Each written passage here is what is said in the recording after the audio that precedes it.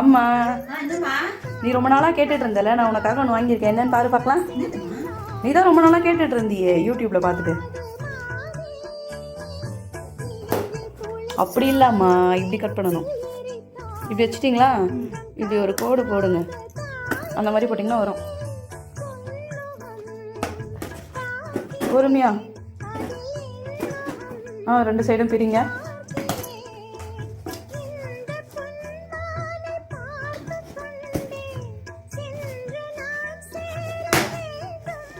சூப்பரா இருக்கு.